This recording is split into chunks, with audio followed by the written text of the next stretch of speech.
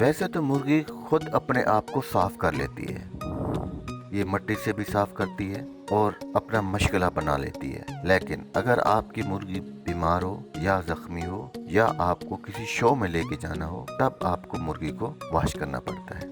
इस वीडियो में हम आपको बताएंगे कि वॉश करने के लिए आप जगह का इंतखाब किस तरह करेंगे। जो दोस्त नए हैं और अभी तक चैनल को सब्सक्राइब नहीं किया, प्लीज़ सब्सक्राइब कर लें और बेल आइकन को प्रेस करें ताकि हर नई आने वाली वीडियो की नोटिफिकेशन आप तक पहुंच सके।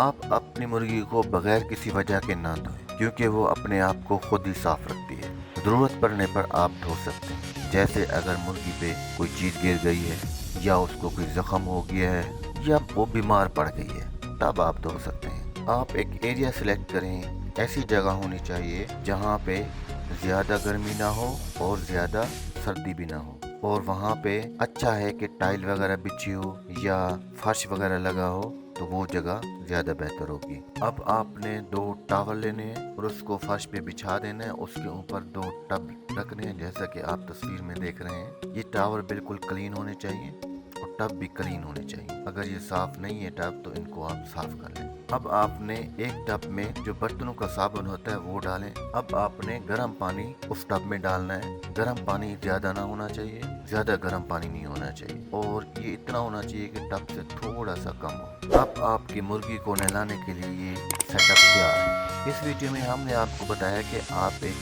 सेटअप अपनी मुर्गी को नहाने के लिए किस तरह तैयार कर सकते हैं। उम्मीद है ये वीडियो आपको पसंद आई होगी। शुक्रिया। Somewhere inside haunting, like a drug I keep on wanting.